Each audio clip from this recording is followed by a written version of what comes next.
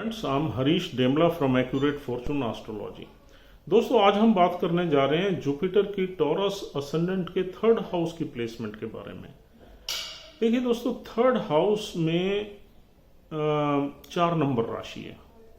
4 number राशि चंद्रदेव की है। Jupiter is very comfortable and Jupiter यहाँ एग्जॉल्ट भी हो जाते हैं।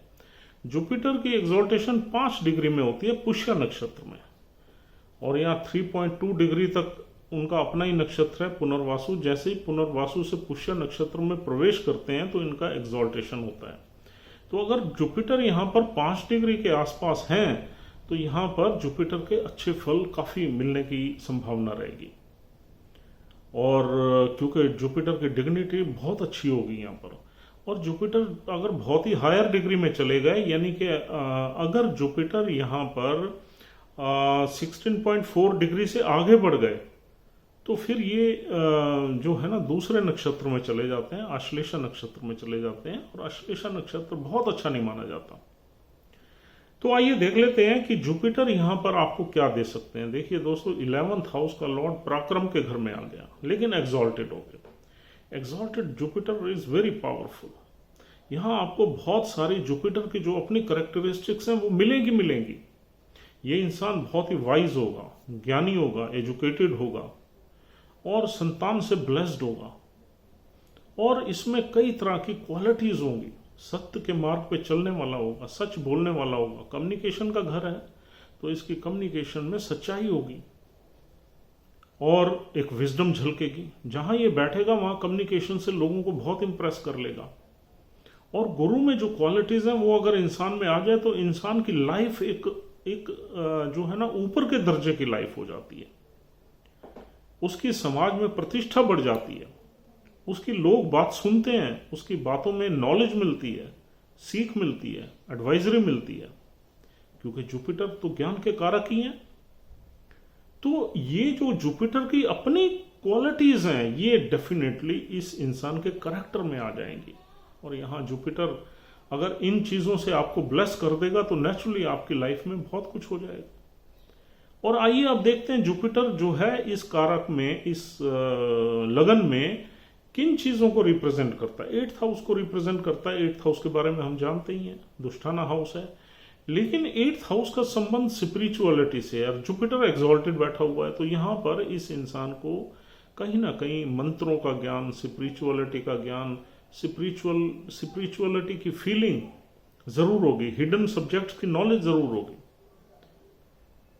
अगर ये एग्जॉल्टेशन की डिग्री के आसपास बैठा हुआ है तो। हाँ, आपके जो पराक्रम है, क्योंकि ये मेहनत का घर है, पराक्रम का घर है, पराक्रम जो है आपका उसमें थोड़ी ऑब्स्टेकल्स रह सकती हैं, लेकिन जुपिटर यहां पर अपने ज्ञान से, अपनी विजडम से, अपनी नॉलेज से, अपने ठहराव से, अपनी पेशेंस से ये सारी प्रॉब्लम्स हैंडल कर लेगा। यानी कि ये नेटिव हैंडल कर लेगा, क्योंकि एग्जॉल्टेड जुपिटर उसके अब जो है लाइफ में आ गया या थर्ड हाउस के थ्रू आ गया। तो ये आदमी अपनी सूझबूझ से, अपनी नॉलेज से ये सारी परेशानियों को बिल्कुल आसानी से हैंडल कर लेगा, और बिल्कुल ऐसे एक बहते पानी की तरह निकल जाएगा। हाँ, ये अगर डिग्री में इधर उधर है तो ये परेशानियां ज्यादा आ सकती हैं। अब दोस्तों, इसके बाद हम देखते हैं कि और क्या मिलता है हमें 8th हाउस से। हमें बीमारियां मिलती हैं। अब बीमारी के मामले में ये थर्ड हाउस में अगर जुपिटर की डिग्निटी अच्छी है तो बीमारी के मामले में भी ये अपनी विजडम से, सूझबूझ से इसको मैनेज कर लेगा। और अगर ये आश्लेषा जैसे नक्षत्र में, और नक्षत्र का लॉर्ड भी किसी बीमारी के घर में फंसा हुआ है, तब यहां बीमारी होने के योग बनेंगे। और दोस्तों, यहां पर Jupiter is a Lord of 11th house also. 11th house है हमारी डिजायर्स का, हमारी इच्छाओं का। यहां पर इंसान की इच्छाएं पूरी होने का पूरा योग बनेगा अगर इंसान मेहनत करेगा, क्योंकि ये मेहनत का भाव है। यहां पर मेहनत किस चीज में करेगा? मेहनत आदमी लीडरशिप रोल में आ सकता है, एडवाइजरी में आ सकता है, नॉलेजेबल रोल्स में आ सकता है, और इंसान यहाँ पर फैकल्टी में आ सकता है, टीचिंग प्रीचिंग जैसे काम में आ सकता है, सेल्स मार्केटिंग में आ सकता है, और भी कई ऐसे रोल जिसमें जैसे मीडिया है उसमें आ सकता है, रिपोर्टिंग में आ सकता है। तो इस तरह के ये काम अपनी हॉबी के किसी काम में भी आ सकता है, हॉबीज का घर है। लेकिन यहाँ पर मेन इंसान का जो रहेगा उसका प्रोफाइल, वो कम्युनिकेशन से, रिटन या ओरल कम्युनिकेशन से रिलेटेड रहेगा।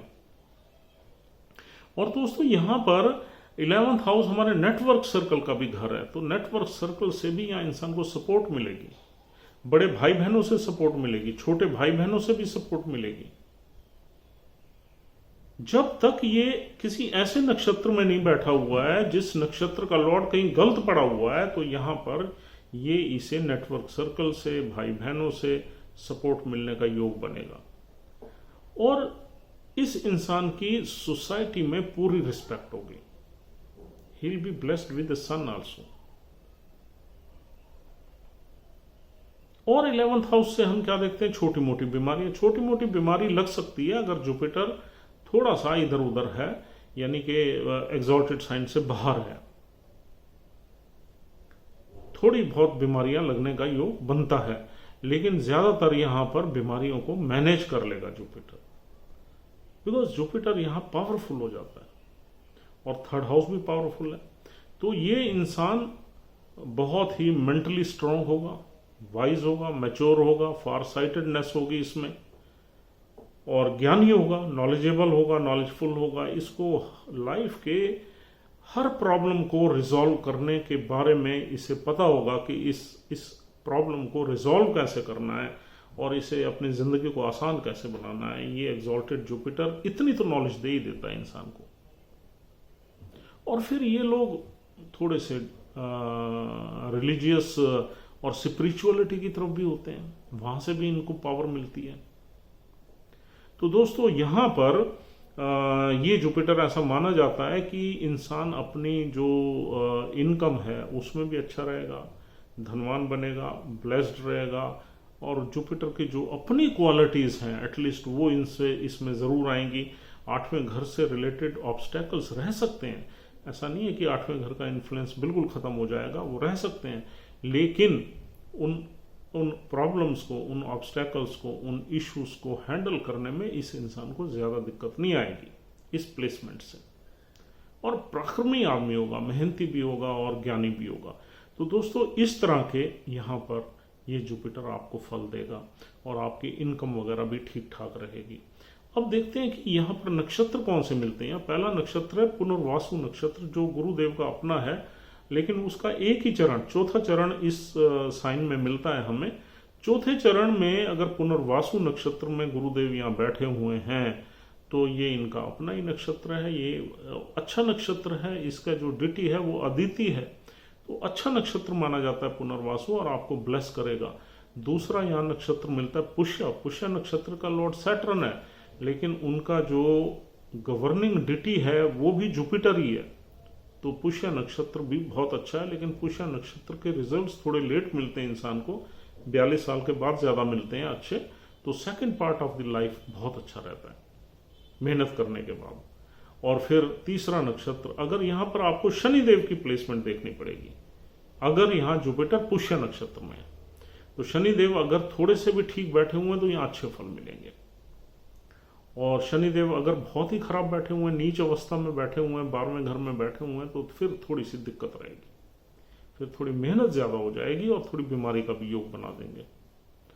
और दोस्तों अगर यहाँ पुष्य नक्षत्र के बाद आपको तीसरा नक्षत्र आश्लेषा मिलता है। आश्लेषा नक्षत्र कोई बहुत बढ़िया नक्षत्र नहीं है और ये नागों का नक्षत्र है और इसकी जो गवर्निंग डिटी है वो राहु है, तो ये थोड़ा सा अच्छा नहीं माना जाता। फिर भी अगर गुरुदेव आश्लेषा में है और आश्लेषा नक्षत्र का लॉर्ड जो कि मरकरी है, अगर वो वेल प्लेस्ड है, फिर यहां कोई दिक्कत नहीं है, आपको अच्छे ही रिजल्ट्स मिलेंगे। तो ये तो हो गई नक्षत्रों की बात। अब यहां बैठे हुए जुपिटर किसको देखेंगे? अपने 5वें घर को देखेंगे। 5वां घर 7वां, यानी कि 5वां घर इनका 7वां बनता है, विवाह स्थान बनता है तीसरे से 5वां। तो विवाह स्थान में भी ये जुपिटर ब्लेस ही करेंगे, एक्सॉल्टेड जुपिटर। और विवाह स्थान में थोड़ी बहुत ऑब्स्टेकल्स भी रहेंगी, लेकिन ओवरऑल ब्लेसिंग रहेगी। और यहाँ पर बैठा हुआ गुरु फिर बैठे आपको देखेगा 7वें से 9वें स्थान को। 9वें स्थान में शनि देव की राशि है, हालांकि 9वें स्थान में 10 नंबर राशि है, जुपिटर वहाँ पर डेबिलिटेट हो जाता है, लेकिन यहाँ भी तो जुपिटर जो है तीसरे घर में पराक्रम कर रहा है। पराक्रम यानी कि थोड़ा सा मटीरियलिस्टिक एक्टिविटीज में है। तीसरा घर पराक्रम का घर है, धन कमाने का घर है, मार्केट प्लेस है। ऐसे ही 10वें घर पे दृष्टि डालेंगे तो भी इतने बुरी नहीं मानी जाएगी, अच्छी ही मानी जाएगी। और फिर गुरुदेव की 9th एस्पेक्ट पड़ेगा आपका 9वें से 11वें घर में। तो 11वां घर के तो मालिक ही हैं, 11वें घर को तो संभालेंगे ही संभालेंगे। तो यानी कि इनके एस्पेक्ट्स भी कहीं ना कहीं अच्छे रिजल्ट्स ही प्रोड्यूस करेंगे। और अगर ये प्लेसमेंट आपके चार्ट में है तो ये प्लेसमेंट हम इसको बुरा नहीं कह सकते। यहाँ पर जुपिटर जो है उनकी डिग्निटी काफ़ी स्ट्रॉन्ग है, and he will definitely bless you in many fields except small issues which the native will handle with his wisdom and knowledge. So friends, this is all for the day. उम्मीद करता हूँ ये discussion आपके लिए useful है। थोड़ी analytical थी, थोड़ी क्रिटिकल थी, but you have really understood that what type of placement is this. I mean, how you can analyze this placement and what predictions you can make out. But please don't forget to see the placement of the nakshatra lord in which Jupiter is placed. That is very, very important. Thank you very much for watching our video. We'll see you soon. Thanks a lot. Have a good day.